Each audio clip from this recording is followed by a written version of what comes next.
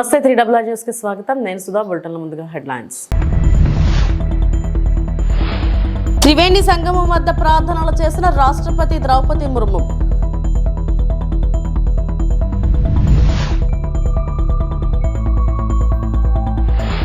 మానవత్వం చాటుకున్న ఏపీ మంత్రి అనిత.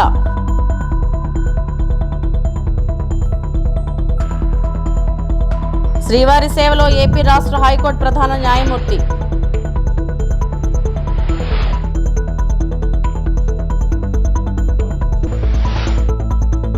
రాష్ట్రపతి ద్రౌపది ముర్ము మహాకుంభ్ 2025 కోసం ప్రయాగ్రాజ్ని సందర్శించి త్రివేణి సంగమం వద్ద పవిత్ర స్నానం చేసి ప్రార్థనలు చేశారు. డాక్టర్ రాజేంద్ర ప్రసాద్ తర్వాత కుంభమేళాలో పవిత్ర స్నానం చేసిన రెండవ రాష్ట్రపతి ఆమె. महत्व को एक नई ऊंचाई मिली है। वहीं महाकुंभ में स्नान करने वालों की संख्या दिन प्रतिदिन नए रिकॉर्ड बना रही है। महाकुंभ में अब तक करीब 44 करोड़ लोगों ने स्नान किया। राष्ट्रपति द्रौपदी मुर्मू ने त्रिवेणी संगम पर मां गंगा की आरती की। इस मौके पर उत्तर प्रदेश की राज्यपाल आनंदीबेन पटेल और मुख्यमंत्री योगी आदित्यनाथ समेत कई विशिष्ट लोग उपस्थित थे।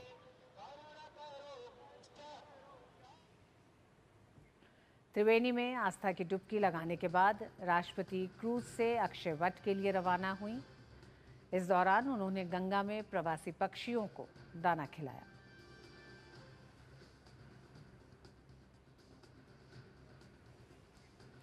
और बाद में राष्ट्रपति अक्षय वट पहुंची, जहां उन्होंने पूजा अर्चना की। सनातन संस्कृति में अक्षय वट को अमरता का प्रतीक माना जाता है। ये हिंदू धर्म का एक महत्वपूर्ण स्थल है, जिसकी महत्ता पुराणों में भी वर्णित। ఏపీ హోంమంత్రి అనిత మానవత్వం చాటుకున్నారు. నర్సారావుపేట బైపాస్ రోడ్డులోని వై జంక్షన్ వద్ద సోమవారం ఉదయం బైక్ ప్రమాదం జరిగింది. ఈ ప్రమాదంలో ఓ యువతికి గాయాలయ్యాయి. అదే మార్గంలో శ్రీశైలం పర్యటనకు వెళ్తున్న మంత్రి అనిత దీన్ని గమనించి తన కాన్వాయ్ను ఆపారు.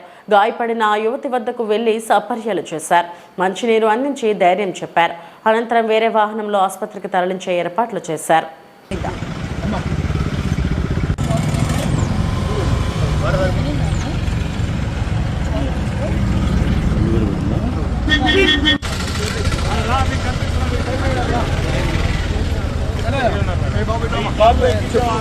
ఆంధ్రప్రదేశ్ రాష్ట్ర హైకోర్టు ప్రధాన న్యాయమూర్తి ధీరజ్ సింగ్ ఠాకూర్ కుటుంబ సభ్యులతో కలిసి సోమవారం ఉదయం నైవేద్య విరామ సమయంలో శ్రీ వెంకటేశ్వర స్వామి వారిని దర్శించి మొక్కులు చెల్లించుకున్నారు. ముందుగా ఆలయ ముఖద్వారం వద్ద సీజేకు టీటీడీ అదనపు ఈవో వెంకయ్య చౌదరి స్వాగతం పలికి దర్శన ఏర్పాట్లు చేశారు. దర్శనం అనంతరం రంగనాయక మండపంలో ఆయనకు వేద పండితులు వేదాశీర్వచనం చేయగా అదనపు ఈవో తీర్థ ప్రసాదాలను అందజేశారు.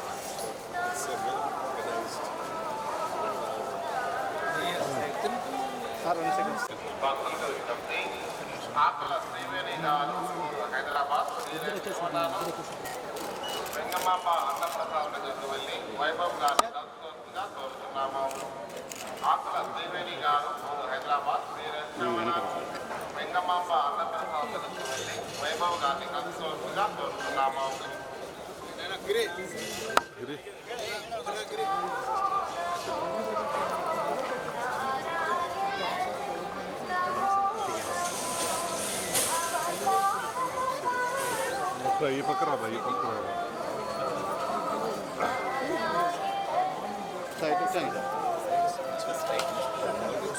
వాళ్ళ అట్టలతో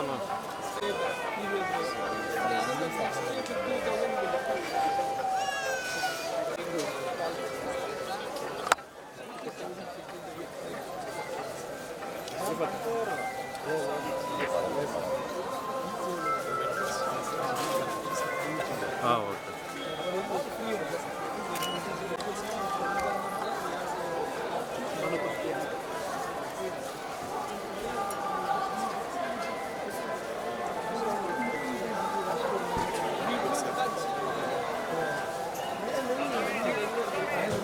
ఉభయ గోదావరి గ్రాడ్యుయేట్స్ ఎమ్మెల్సీ అభ్యర్థిగా అంబేద్కర్ కోనసీమ జిల్లాకు చెందిన రాయుడు శ్రీనివాస్ ఈరోజు కలెక్టరేట్లో జిల్లా కలెక్టరేట్ వెట్రి సెల్వికి నామినేషన్ దాఖలు చేశారు.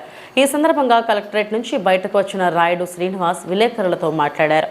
అధికారంలోకి వచ్చిన పార్టీలు అధికారం చేపట్టిన తర్వాత ఎన్నికల టైంలో ఇచ్చిన హామీలను అమలు చేయకపోయినా ఇటువంటి పార్టీలను డిస్మిస్ చేసే విధంగా గవర్నర్కు విస్తృత అధికారులు ఇవ్వాల్సిన అవసరం ఉందని పోయారు. రాష్ట్రంలో నిరుద్యోగ సమస్య పెరిగిపోవడం వల్ల ఇతర రాష్ట్రాలకు దేశాలకు వలస వెళుతున్నారని ఆవేదన వ్యక్తం చేశారు.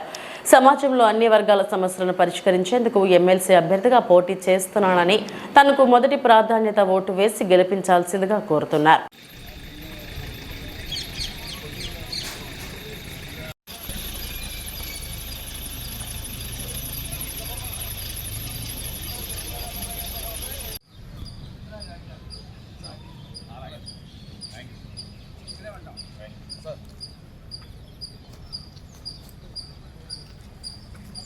రాయుడు శ్రీనివాస్ హైకోర్ట్ ఆఫ్ తెలంగాణలో ప్రాక్టీస్ చేస్తున్నాను అడ్వకేట్గా. ఈ రోజున సమాజంలోని ఎన్ని రాజకీయ పార్టీలు వచ్చినా కానీ హామీలు ఇస్తున్నారు తప్ప వాళ్ళు ఏ విధమైనటువంటి హామీలు నెరవేర్చట్లేదు. ఈ రోజున నిరుద్యోగుల తరఫున నేను నామినేషన్ చేస్తున్నాను. ఇక్కడికి వచ్చే ప్రధాన ఉద్దేశం ఏంటంటే, ఎమ్మెల్సీగా చేసే ఉద్దేశం ఏంటంటే, రాష్ట్రంలో నిరుద్యోగ యువత చాలా దారుణమైన పరిస్థితిలో ఉంది. మీరు మన విలేజ్ నుంచి సిటీల నుంచి కూడా హైదరాబాదు, బెంగళూరు, చెన్నై నగరాలకి జనాలు వలసపోతున్నారు. ఇక్కడ ఏ ప్రభుత్వం వచ్చినా నిరుద్యోగులు పట్టించుకోవట్లేదు. నేను 4 టర్ముల నుంచి కూడా ఎమ్మెల్సీకి ఓటు వేయడం జరిగింది. గెలిచిన ఏ ఒక్క నాయకుడు కూడా ప్రజల సమస్యలు కానీ, నిరుద్యోగ సమస్యలు కానీ, ఉద్యోగుల సమస్యలు కానీ పట్టించుకోలేదు. అందుకేంటంటే నా ప్రధాన ఉద్దేశం ఏంటంటే, ఎన్నికల మేనిఫెస్టోలో ఇచ్చిన హామీని ఏ పార్టీ అయినా అధికారంలోకి వచ్చిన తర్వాత 6 నెలల్లో నెరవేర్చకపోతే ఆ పార్టీ రద్దు అయిపోయే విధంగా గవర్నర్కు అధికారాలు ఇస్తూ భారత పార్లమెంట్లో. విశాఖ నగరంలోని మాధుధారలో కొలువైన మాధవస్వామి, వేణుగోపాల స్వామి ఆలయాల్లో కళ్యాణ మహోత్సవాలు అంగరంగ వైభవంగా నిర్వహించారు. సింహాచలం అనుబంధ ఆలయాలుగా గుర్తింపు పొందిన ఈ ఆలయాల్లో ప్రతి ఏటా భీష్మ ఏకాదశి పర్వదినం రోజు కళ్యాణ మహోత్సవాలు నిర్వహించడం ఆనవాయితీగా వస్తుంది. ఈ నేపథ్యంలోనే సింహాచలం ఆలయానికి చెందిన అర్చక స్వాములు, సిబ్బంది ఆయా ఉత్సవాలను అంగరంగ వైభవంగా జరిపించారు. తొలుత మాధవస్వామి ఉత్సవమూర్తులను సర్వంగా సుందరంగా తీర్చిదిద్ది కళ్యాణ వేదికపై ఆసీనులను చేశారు. ఆ తర్వాత విశ్వక్సేన, పుణ్యహవచనం, ఆరాధన, కంకరధారణ, నూతన యజ్ఞోపవితం, జీలకర్ర బెల్లం, మాంగళ్యధారణ, తలంబరాలు ప్రక్రియలను శాస్త్రోక్తంగా నిర్వహించారు. నిత్య కళ్యాణంలో పాల్గొన్న భక్తులందరికీ ఆలయ వర్గాలు తీర్థ ప్రసాదాలను అందజేశారు.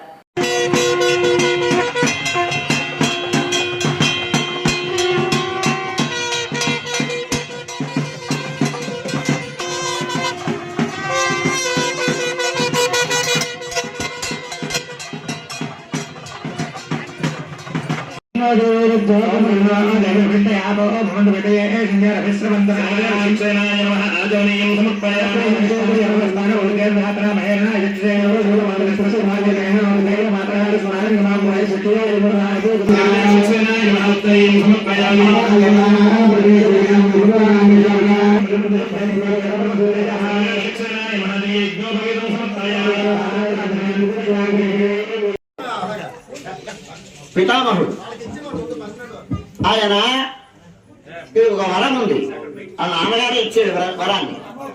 ఆయన ఇష్టం వచ్చినప్పుడు ప్రాణాక్రమణం చేయగలిగినటువంటి వరం ఇచ్చాడు. ఆయన ఎప్పుడు కోరుకుంటే అప్పుడే మరణం వస్తుంది అది. అందుకోసమని ఉత్తరాయణం వచ్చేంత వరకు ఆయన ప్రాణాన్ని వదలకుండా ఉన్నాడు, అంపశయ్య మీద ఉన్నాడు. 58 రోజుల పాటు ఉన్నాడు ఆయన అంపశయ్య మీద.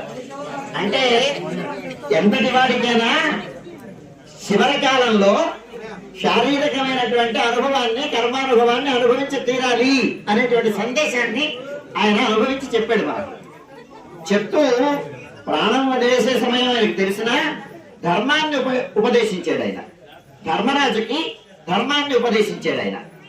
ఆయన ఏమి ధర్మం ఉపదేశించాడంటే, ఆయన తాత నువ్వు చెప్పు ధర్మరాజుకి అంటే, స్వామి నువ్వు ఉన్నావు కదా, నువ్వు చెప్పొచ్చు కదా, నువ్వు చెప్పు అన్నాడు కృష్ణుడు.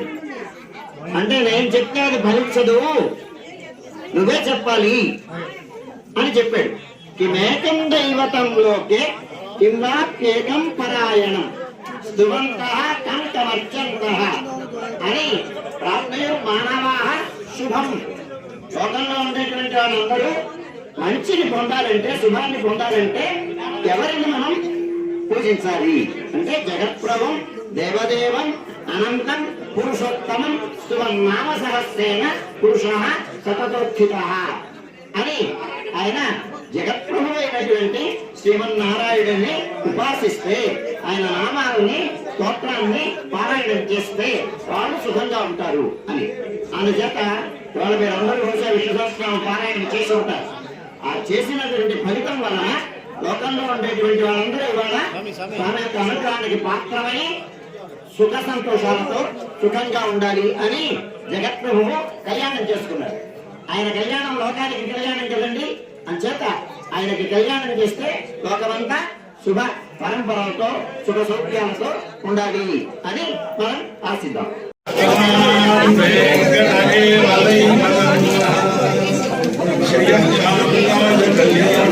ఆంధ్రప్రదేశ్ రాష్ట్ర డీజీపీ హరీష్ కుమార్ గుప్తా విశాఖ నగర పోలీస్ కమిషనర్ డాక్టర్ శంకరప్రతాప్ బాగ్చితో కలిసి విశాఖపట్నం కమిషనరేట్ పరిధిలో గల పోలీస్ అధికారులతో సమీక్షా సమావేశం నిర్వహించారు. ఈ రోజు సాయంత్రం నగర పోలీస్ కాన్ఫరెన్స్ హాల్ నందు నిర్వహించిన ఈ సమీక్షా సమావేశంలో సిపి డీజీపీకి నగర కమిషనరేట్ పరిధిలో చేపడుతున్న పోలీసింగ్ విధానాన్ని, law and order, crime, traffic విభాగాల పనితీరులను, వాటి గణనాంకాలతో పాటుగా పీపీటీ ద్వారా వివరించారు. ఈ సందర్భంగా డీజీపీ మాట్లాడుతూ ముందుగా నగర పోలీస్ కమిషనరేట్ పనితీరును అభినందించారు. అనంతరం నగరంలో ముఖ్యంగా పోలీసింగ్ మరింత సమర్థవంతంగా నిర్వహించాలని, పోలీస్ శాఖ మంచి ఇన్ఫ్రాస్ట్రక్చర్ కలిగి ఉండాలని సూచించారు. విశాఖ నగరంలో క్రైమ్ పెరిగితే ఉపేక్షించేదే లేదని, డ్రగ్స్, ఇతర మాదక ద్రవ్యాలు రవాణా వినియోగంపై ఉక్కుపాదం మోపాలని, నగరంలో రౌడీజంలకు తావు లేకుండా చూడాలని డీజీపీ ఆదేశించారు. అనంతరం అధికారుల నుండి ఏమైనా గ్రీవెన్స్ ఉంటే తెలుపమని కోరగా అధికారులు తమ అర్జీలు సమర్పించారు.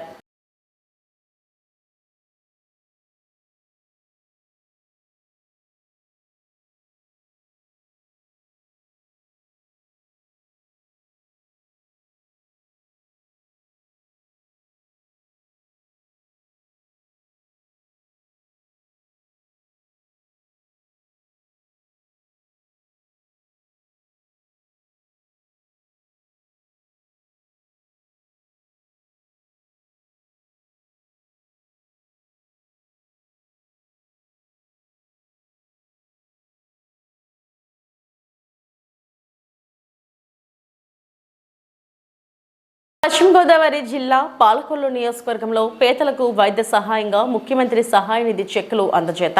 నాడు జగన్ పేదలకు వైద్యంను పూర్తిగా దూరం చేస్తే నేడు చంద్రబాబు మళ్లీ పునరుద్ధరించి ఆదుకుంటున్నారు. పేదల గుండెకు భరోసా కింద గుండె జబ్బు వస్తే 60,000 విలువ గల ఇంజెక్షన్ ఉచితంగా అందిస్తున్న కూటమి ప్రభుత్వం అధికారంలోకి వచ్చిన 8 నెలల్లోనే పెంచి ఇచ్చిన సామాజిక పెన్షన్లు, మెగా డిఎస్సి నోటిఫికేషన్, అన్నా క్యాంటీన్ల పునరుద్ధరణ, సంవత్సరానికి 3 గ్యాస్ సిలిండర్లు, ల్యాండ్ టైటిలింగ్ యాక్ట్ రద్దు, అస్తవ్యస్తమైన రోడ్ల వ్యవస్థను చక్కదిద్దడం, కష్టమైన అభివృద్ధి, సంక్షేమం దిశగా పాలన అందిస్తున్నారు. వైద్యం నిమిత్తం ఖర్చు పెట్టుకునేటువంటి వాళ్ళు ఎవరైతే ఉన్నారో మరి వాళ్ళు బిల్స్ తీసుకొస్తే వాళ్ళకి సీఎం రిలీఫ్ ఫండ్ ద్వారా మరి పెద్ద ఎత్తున వాళ్ళకి సాయం అందించి మానవత్వం చాటుకున్నటువంటి ప్రభుత్వం ఈరోజు ఎన్డీఏ ప్రభుత్వం. ఎందుకంటే మనం చూస్తూ ఉన్నాం, మరి ఆసుపత్రులకు వెళ్ళి 50,000, 1,00,000, 5 లక్షలు, 30 లక్షలు, 20 లక్షలు ఇట్లా బిల్లులు చెల్లించుకుని ఆరోగ్యం కుదుటపడి ఇంటికి వచ్చినా కూడా ఒక పక్క ఆరోగ్యం కుదుటపడింది అని సంతోషించాలో, ఆ హాస్పిటల్కి చెల్లించినటువంటి బిల్లుల్ని మళ్ళీ ఎట్లా తీర్చాలి, బంగారం తాకట్టు పెట్టో, ఇల్లు తాకట్టు పెట్టో, ఎక్కడో అప్పు తెచ్చుకున్నాం, వైద్యం చేయించుకున్నాం అనేటువంటి బాధ మరొక పక్కన ఉన్నటువంటి స్థితిలో అటువంటి బాధ వాళ్ళ ఇబ్బంది లేకుండా ఈవేళ మరి పెద్ద ఎత్తున ఎవరైతే ఈ యొక్క వైద్యం నిమిత్తం ఖర్చు ఏదైతే ఉందో దాని ఇవాళ చెక్కుల రూపంలో పెద్ద ఎత్తున అందిస్తూ ఉన్నాం. అందులో భాగంగా ఈరోజు చూసాం, ఏదైతే గడిచిన 4-5 నెలల కాలంలోనే మన పాలకొల్లు నియోజకవర్గంలో 1,59,17,259 రూపాయలు, అంటే ఇంత పెద్ద ఎత్తున 5-6 మాసాల్లోనే. మళ్ళీ ఈరోజు మరి 11,93,535 ఏదైతే ఒక 10 మందికి ఈరోజు కూడా సీఎంఆర్ఎఫ్ చెక్కులు. అంటే ఈ రకంగా 5-6 నెలల కాలంలోనే మరి దగ్గర మరి 1,70,80,00,000 రూపాయలు ఈరోజు సీఎంఆర్ఎఫ్ ద్వారా పేదలకు వైద్య నిమిత్తం అందించామని అంటే ఈ ప్రభుత్వం ఎంత కష్టపడి పనిచేస్తున్నాం అనేటువంటిది ఇదే ఒక ఉదాహరణ అని చెప్పి తెలియజేసుకుంటూ, ఎవరైతే ప్రజలున్నారో వాళ్ళకి సేవ చేయాలనేటువంటి తపన ఉంటేనే ఇటువంటివి సాధ్యమవుతాయి. అవన్నీ లేనిటువంటి వ్యక్తులు కాబట్టి గత పాలనలో ₹1 కూడా ఎవరికి కూడా సరైనటువంటి విధంగా సీఎంఆర్ఎఫ్ అందలేదు అని అంటే మరి గత ప్రభుత్వానికి ఈ ప్రభుత్వానికి ఎంత తేడా ఉంది సేవలు అనేటువంటి విషయాన్ని కూడా ప్రజలందరూ కూడా గుర్తుపెట్టుకోవాలని చెప్పేసి మీ ద్వారా అందరినీ కూడా కోరుకుంటూ ఉన్నాం. అనకాపల్లి జిల్లా నర్సీపట్నం అబిద్ సెంటర్లో ఉన్న అంబేద్కర్ విగ్రహం వద్ద నర్సీపట్నం మాల జేఏసీ ఆధ్వర్యంలో ఆకివీడులో దళితులపై ఏపీ డిప్యూటీ స్పీకర్ రఘురామకృష్ణంరాజు చేస్తున్న భూదందాలు దాడులకు నిరసనగా చేపట్టారు. మొదటగా అంబేద్కర్ విగ్రహానికి పూలమాలలు వేసి నివాళులు అర్పించారు. ఈ సందర్భంగా వారు మాట్లాడుతూ, ఒక రాజ్యాంగబద్ధ పదవిలో ఉండి అన్యాయంగా దళితుల భూములను లాక్కోవడం, మాట వినకపోతే దాడులు చేయడం దారుణమన్నారు. అన్యాయంగా పేదల పొట్ట కొడుతున్నామన్నారు. మీరు దళితుల జోలుకొస్తే ఊరుకునేదే లేదన్నారు. తక్షణమే దళితులకు క్షమాపణలు చెప్పి వారి భూములు వారికి ఇవ్వాలని, లేని పక్షంలో రాష్ట్ర వ్యాప్తంగా పెద్ద ఎత్తున పోరాటం చేస్తామని హెచ్చరించారు. కార్యక్రమంలో నర్సీపట్నం నియోజకవర్గం Bahujan Samaj party convener Botta Nagaraju, Bhimrao party Anakapalli జిల్లా పార్టీ అధ్యక్షులు నేతల నాగేశ్వరరావు, అంబేద్కర్ ఇండియా మిషన్ అనకాపల్లి జిల్లా కో కన్వీనర్ సాల్మన్ రాజు తదితరులు పాల్గొన్నారు. బహుజన బొట్ట నాగరాజు, నేను బీఎస్పీ పార్టీ అనకాపల్లి జిల్లా ఇన్ఛార్జిగా పనిచేస్తూ ఉన్నాను. ఈరోజు ఆకివీడులో రఘురామరాజును చాలా విచ్చలవిడిగా రాజ్యాంగాన్ని దుర్వినియోగం చేస్తూ ఉన్నాం. కాబట్టి ఇది సరైన పద్ధతి కాదని చెప్పేసి మేము బీఎస్పీ పార్టీగా ఖండిస్తూ ఉన్నాం. అంటే నీకు ఈ రాజ్యాంగం అంటే నీకు లెక్కలేదు, అంబేద్కర్ లెక్కలేదు. నువ్వు గతంలో కూడా అంబేద్కర్ ఫోటో ఉన్న బ్యానర్ను తొలగించి తప్పు చేసావు. అలాగే ఈరోజు మా సోదరులైనటువంటి మా దళితుల భూములు నువ్వు నాటుకొని దానిపైన కూడా నువ్వు కోర్టులు సంపాదించాలని చెప్పేసి నువ్వు చూస్తూ ఉన్నావు. అలాంటి ఆటలు నీకు సాగమని చెప్పేసి చెప్తా ఉన్నావు. అంటే నీ దళితులు ఒకటే కాదు, బహుజనులుగా ఉన్నటువంటి ఎస్సీ ఎస్టీలు అందరూ కూడా మేమందరూ మద్దతుగా ఉంటాం. అక్కడ ఈ ఆకూరులో ఏదైతే నువ్వు ఆ స్థలాన్ని కబ్జా చేయాలనుకున్నావో ఆ స్థలాన్ని కాపాడడం కోసం మేమందరం ఎంతో దూరం వెళ్తామని చెప్పి చెప్తా ఉన్నాం. ఆల్రెడీ దానిపైన స్టే తెచ్చుకున్నా మా సోదరులకు నువ్వు నీ అధికారాన్ని అడ్డు పెట్టుకొని నువ్వు దాన్ని కబ్జా చేయాలని చూస్తా ఉన్నావు. అలాంటి చెలవని చెప్పి చెప్తాను. ఖబర్దార్ రఘురామరాజు నేను చెప్తా ఉన్నాం. మేమందరూ కూడా సంపూర్ణంగా బీఎస్పీ పార్టీ కానీ మిగతా బహుజన కులాలన్నీ కూడా ఈరోజు అక్కడ ఉన్నటువంటి ఆక్వీలో ఉన్నటువంటి ఆ భూమి నిర్వాసితులు ఎవరెత్తున్నారో వాళ్ళందరికీ మద్దతుగా ఉంటామని చెప్పి చెప్తా ఉన్నాం. ఈ ఏదైతే నువ్వు ఈ దుర్మార్గం చర్యలు ఉన్నాయో నువ్వు వెనక తీసుకొని బహిరంగ సమాపణ చెప్పాలని చెప్పేసి కూడా మేము బీఎస్పీ పార్టీ తరఫున డిమాండ్ చేస్తూ ఉన్నాం. లేని పక్షంలో నువ్వు తీవ్ర పరిణామాలు ఎదుర్కొంటావని చెప్పేసి కూడా హెచ్చరిస్తా ఉన్నాం. జై భీమ్, జై భారత్. శ్రీశైలం మహాక్షేత్రంలో ఈ నెల 19 నుంచి మహాశివరాత్రి బ్రహ్మోత్సవాలు ప్రారంభం కానున్న నేపథ్యంలో ఏపీ మంత్రుల బృందం శ్రీశైలంలో మహాశివరాత్రి బ్రహ్మోత్సవాల ఏర్పాట్లపై సమీక్షా సమావేశం నిర్వహించనున్నారు. ఈ నెల 26న మహాశివరాత్రి పర్వదినం కావడంతో ఏపీ సీఎం చంద్రబాబు నాయుడు రాష్ట్ర ప్రభుత్వం తరపున శ్రీ భ్రమరాంబ సమేత మల్లికార్జున స్వామివారికి పట్టు వస్త్రాలు సమర్పించనున్నారు. అయితే రాష్ట్ర ప్రభుత్వం తరపున గడిచిన కాలంలో మహాశివరాత్రి బ్రహ్మోత్సవాలకు శ్రీశైలం శ్రీ స్వామి అమ్మవారికి మంత్రి స్థాయిలో కానీ స్థానిక ఎమ్మెల్యేలు స్వామి అమ్మవారికి ప్రభుత్వం తరపున పట్టు వస్త్రాలు సమర్పించేవారు. అయితే ఈ మహాశివరాత్రి బ్రహ్మోత్సవాలలో స్వయంగా ఏపీ సీఎం చంద్రబాబు స్వామి అమ్మవారికి ఈ నెల 23న పట్టు వస్త్రాలు సమర్పించేందుకు శ్రీశైలం రావడం రాష్ట్రానికి శుభసూచకంగా అర్చకులు, వేద పండితులు, స్థానికులు, అధికారులు భావిస్తున్నారు. ఈ నేపథ్యంలో ముఖ్యమంత్రి పర్యటనలో భాగంగా భక్తుల ఏర్పాట్లు, శ్రీశైలం దేవస్థానం అభివృద్ధి, భద్రతాపరమైన అంశాలపై ఏపీ మంత్రుల బృందం శ్రీశైలంలో సమీక్ష సమావేశం నిర్వహిస్తున్నట్టు అధికారులు తెలిపారు. నేడు మధ్యాహ్నం 3 గంటల సమయంలో జిల్లా అధికారులు, మంత్రులు పయ్యావుల కేశవ్, ఆనం రామనారాయణ రెడ్డి, అనగాని సత్యప్రసాద్, హోంశాఖ మంత్రి అనిత, ఎన్ఎండి ఫారూక్, బీసీ జనార్దన్ రెడ్డిలతో పాటు Srisailam MLA Budda Rajasekhar Reddy, MP Sabari, Nandyal collector Rajakumari తదితరులు హాజరయ్యారు.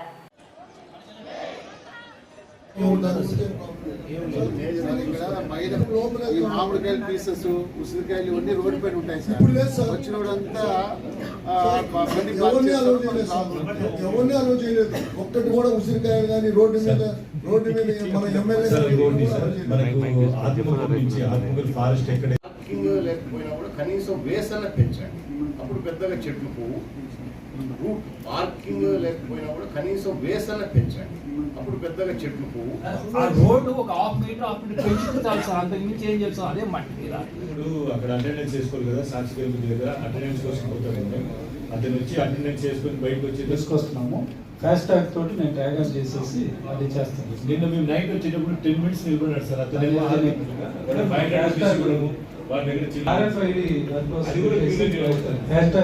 ఏమంటే చేస్తున్నాం కానీ అది హైట్ సరిపోవట్లేదు, దూకుతున్నారు దాంట్లో. వేరు చాలా మంది వచ్చినప్పుడు ప్రసాదం తీసుకొని పోవాలి. ప్రతి సత్రంలో మీరు హట్ అయిపోయినారు. అందుకని సార్ అక్కడ సపరేట్ గా 2 cartons నేను బ్యారికేడ్ పెడతాను. మనం ఈసారి 9 గంటల నుంచి శివస్వామిని లోపలికి తీసుకొని కూర్చోబెట్టేస్తాం. అందుకని సార్ అక్కడ సపరేట్ గా 2 cartons నేను బ్యారికేడ్ పెడతాను.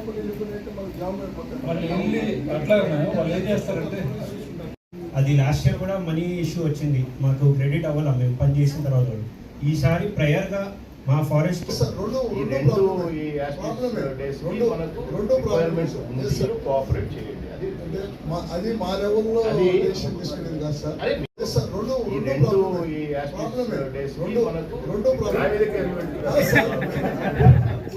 ఇప్పుడు వెలుగోడు నుంచి హట్ అయిపోయినారు. బ్యాడ్జ్లో దొరుకుతారు.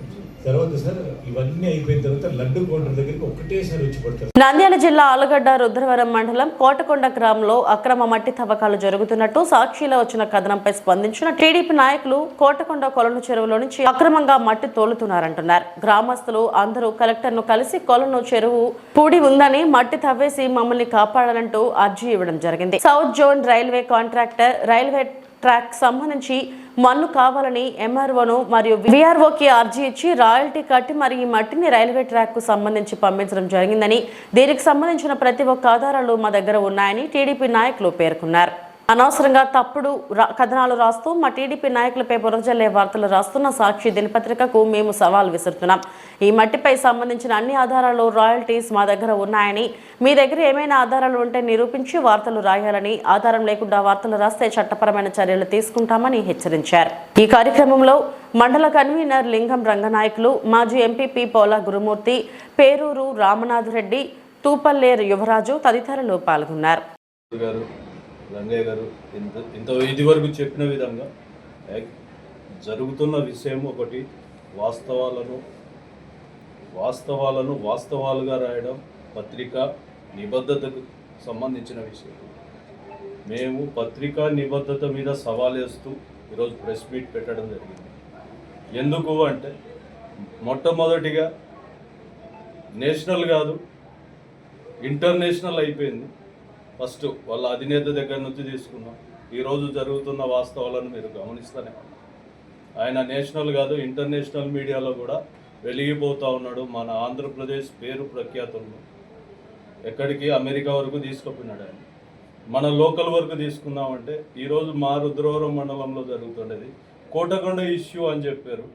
కోటకొండ ఇష్యూకు సంబంధించి మొత్తం విత్ రాయల్టీ కట్టి రైల్వేకు సంబంధించిన ఒక కాంట్రాక్ట్ కోసం గవర్నమెంట్కు ప్రాపర్ రాయల్టీ కట్టి మేము అక్కడి నుంచి మట్టి తరలించడం జరుగుతూ ఉంది. అంతకు తప్పితే వేరే ఇష్యూస్ ఏం లేవు. ఈ ఇష్యూను బట్టి వాళ్ళు ఏమంటున్నారంటే ఒక్కొక్క రోజుకు ₹1 కోటి సంపాదించే క్యాపబిలిటీ తెలుగుదేశం పార్టీ నాయకులు అక్రమంగా తవ్వుతున్నారు. పార్టీకి సంబంధించిన నాయకులను పక్కన పెడదాం కొద్దిసేపు. ఆయన డైరెక్ట్గా ప్రతిరోజు 2 రోజులకు ఒకసారి 3 రోజులకు ఒకసారి ప్రెస్లో రాయడం జరుగుతూ ఉంది. జనాలు కూడా దీన్ని నిజమని నమ్మాల్సిన పరిస్థితులు వస్తాయి. ఎందుకంటే రోజు పాడిందే పాట ఆయన పాడుతూ ఉన్నాడు సాక్షి మీడియాలో. ఆ పాడిందే పాట కోసం మేము ఈరోజు డైరెక్ట్లీ చెప్తా ఉన్నాం.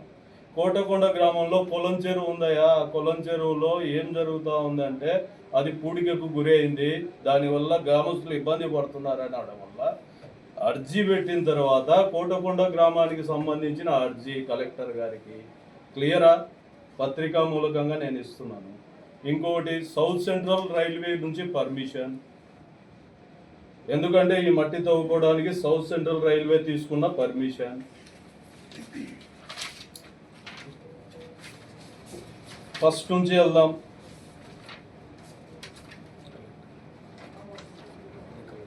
ఇది మన ఎగ్జిక్యూటివ్ ఇంజనీర్ గారు. ఓకేనా, మళ్ళీ వెళ్దాం. కొద్దిగా ముందరికి వెళ్తే మన కలెక్టర్ గారికి గ్రామస్తులు దీన్ని పెట్టుకున్న అర్జీ ప్రకారం దీన్ని తవ్వుకోవడానికి పర్మిషన్ ఇచ్చారు. మూడవది మండలానికి అధినేత అయిన ఎంఆర్ఓ గారు ఇచ్చిన పర్మిషన్ కరెక్టా కాదు? మరి రెవెన్యూ డిపార్ట్మెంట్కు సంబంధించి మండలానికి ఆయనే ముఖ్య వ్యక్తి, ఎవరైనా ఛాలెంజ్ చేయొచ్చు. ఇక అక్రమ రవాణా గురించి మాట్లాడుకుందామా? ఎవరైనా రావచ్చు. ఈరోజు చెప్తా ఉన్న అక్రమ రవాణా గురించి మాట్లాడే వ్యక్తులు ఎవరైనా రావచ్చు. ఈరోజు డిబేట్ వేస్తారు. మా తాత తండ్రులు సంపాదించిన సొంత భూమిలోనే మట్టి తవ్వి అక్రమంగా వీళ్ళ గవర్నమెంట్లోనే, ఎవరి గవర్నమెంట్లో, వైఎస్ఆర్సీపీ గవర్నమెంట్లోనే స్ట్రైక్ చేసిన వ్యక్తిని నా సొంత భూమి తవ్వారు. ఇప్పుడు కూడా అట్లే ఉన్నాయి. మీకు కావాలంటే పత్రికా మూలకంగా మీడియాకు పబ్లిక్గా చూపించగలను. నేను ఛాలెంజ్ చేస్తూ ఉన్నా. మా విలేజ్లోనే మా సొంత భూములు తవ్వుతూ ఉన్నారని ప్రతిపక్షంలో ఉన్నప్పుడు ప్రజెంట్ మా ఎమ్మెల్యే గారిని, అప్పుడు ప్రతిపక్షంలో ఉన్నారు, ఆమెను తీసుకుపోయి చూపించారు. అమ్మాయి ఇవి మా సొంత భూములు, పట్టాలు ఉన్నాయి, కానీ అక్రమంగా తవ్వారు. ఈ మండలం అంతా అక్రమంగా తవ్విన వ్యక్తులు మీ పక్కన పెట్టుకొని ఇదేందా రోజు పొద్దున్న లేస్తే బురద చల్లడం, ఇంకో విషయం, ఎక్స్పెషల్ విషయం చెప్పమంటావా? నాకు ఇంకొకరికి సంబంధం లేని విషయాలు, వాళ్ళ పార్టీకి సంబంధించిన వ్యక్తులు ఏది చెప్పినా రాయగల క్యాపబిలిటీ సాక్షి మీడియాకు ఉంది. ఎందుకుందో తెలుసా? నా పర్సనల్ చెప్తా ఉన్నా. నేను కొద్ది రోజుల కిందట ఏ పార్టీకి సంబంధించిన వ్యక్తిని కాదు, దేశానికి సంబంధించిన వ్యక్తిని, దేశంలో సైనికుడిని. ఆ టైంలో నేను ఉన్నది.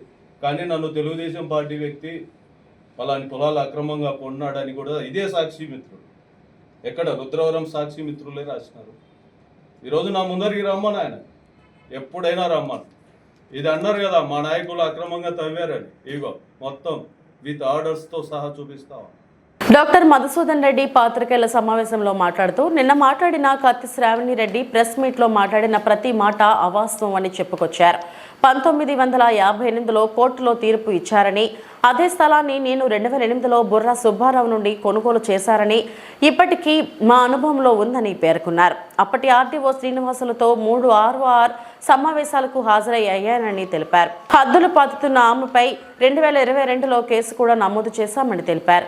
న్యాయ సలహాలు తీసుకుని ఆమెపై కోర్టుకు వెళతామని సూచించారు. నమస్కారం, నేను డాక్టర్ చిత్తులూరు మధుసూదన్ రావు, నా కొడుకు డాక్టర్ చిత్తులూరు మణిదీప్. నిన్న సూరజ్ గ్రాండ్లో కత్తి శ్రావణి రెడ్డి గారు నా మీద చేసినటువంటి ఆరోపణలు అవాస్తవాలని ఖండిస్తూ మీకు చెబుతున్నాను.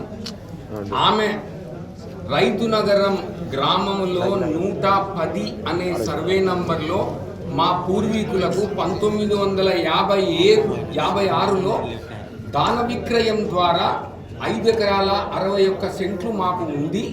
మేము ఎవరికి అమ్ముకోలేదు. ఆ స్థలాన్ని మధుసూదన్ రావు దౌర్జన్యం చేసి ఆయన అనుభవిస్తున్నాడు అనేది ఆరోపణ. ఈ విషయంలో ఆమె చెప్పిన 56వ సంవత్సరంలో దాన విక్రయం కరెక్ట్. ఆ దాన విక్రయం ద్వారా వాళ్ళ పూర్వీకులైనటువంటి కత్తి వీరారెడ్డి, పెద్ద వీరారెడ్డి, చిన్న వీరారెడ్డి 5 ఎకరాల 61 సెంట్లు చిట్టెపు అంకమ్మ ద్వారా దాన విక్రయం వచ్చింది. కానీ ఆమె చిట్టెపు అంకమ్మ దత్తపుత్రుడు బాలరెడ్డి వీళ్ళ అబ్బలకు, శ్రావణి అబ్బలకు కోర్టులో వివాదమయ్యి 58వ సంవత్సరంలో సెప్టెంబర్ 1958లో డిస్ట్రిక్ట్ కోర్టు డిక్రీ ఇచ్చింది. 110 అనేటువంటి సర్వే నంబర్లో శ్రావణి రెడ్డి గారి పూర్వీకులకు ఎటువంటి హక్కు లేదు. సో 58 తర్వాత శ్రావణి రెడ్డి పూర్వీకులు హక్కు లేనప్పుడు వాళ్ళు అమ్ముకునే దానికి వీలు లేదు. మా పూర్వీకులు అమ్మలేదు, మా పూర్వీకులు అమ్మలేదు, ఈసీలో తేరడం లేదు, వాళ్ళ పేరు లేదంటే వాళ్ళకి అమ్మేదానికి హక్కు లేనప్పుడు వాళ్ళు ఏముంటుంది? చిట్టెపు బాలరెడ్డి గారు ఆయనకు సంక్రమించిన మొత్తం 5 ఎకరాల 61 సెంట్లు అమ్మడం వల్ల ఒకరి ద్వారా మేము లింకు డాక్యుమెంట్లు నిజ నిర్ధారణకు, నిదర్శనకు లిఖితపూర్వకంగా డాక్యుమెంట్లు అన్నీ చూపిస్తూ నేను 2008లో ఆ స్థలాన్ని నేను కొనుక్కున్నాను. సర్వే ప్రకారం 4 ఎకరాల 2 సెంట్లు 110లో ఉంది. నాకు మిగిలిన అది కాకుండా కూడా ఇంకా 3 ఎకరాల 63 సెంట్లు మొత్తం మధుసూదన్ రావు ఫ్యామిలీకి రైతు నగరంలో 7 ఎకరాల 39 సెంట్లు ఉంది. ఆమె పోరాడుతున్నానని అనుకున్నది ఇదంతా పక్కన పెట్టేసి ఆమెకు తీర్పు విరుద్ధంగా వచ్చింది అన్న నెపంతో కోర్టుకు వేసేసింది. ఈరోజు అది కోర్టులో ఉంది, కోర్టులో నడుస్తుంది. కాబట్టి కోర్టులో ఉన్న దాన్ని ఆమె మళ్ళీ ఈ విధంగా పత్రికాముఖంగా చేయకూడదు. కోర్టు తీర్పుని నేను శిరసావహిస్తాను. కోర్టు ఏ తీర్పు ఇస్తే దాన్ని నేను బాధ్యతాయుతమైన భారతీయ పౌరుడిగా శిరసావహిస్తాను. కోర్టు తీర్పు ఏముంటే అది చేస్తాను. కానీ ఖచ్చితంగా మా న్యాయ సలహాల నిపుణుల మేరకు మేము ఆమె మీద పరువు నష్టం దావా డిఫమేషన్ వేయవచ్చు. అలాగే clearly exclusive whatever it may be unless వినకుండా ఈ దాన్ని ప్రాపగేట్ చేస్తున్నటువంటి వాళ్ళ గురించి కూడా న్యాయ సలహాలు కూడా మేము తీసుకుంటాం.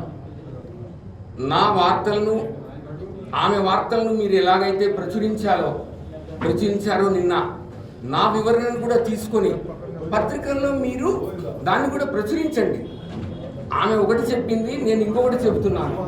ఏది సహేతుకమని మీరు దయచేసి పత్రికా సోదరులకు, ఎలక్ట్రానిక్ సోషల్ మీడియా వాళ్ళకి ఇది విన్నవిస్తున్నాను.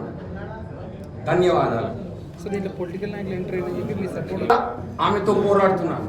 దయచేసి ఇందులో రాజకీయ నాయకులు నన్ను దయచేసి లాగొద్దండి. నేను ఏ రాజకీయ నాయకుని సలహా హెల్ప్ తీసుకోలేదు, నిజంగా చెప్తున్నాను.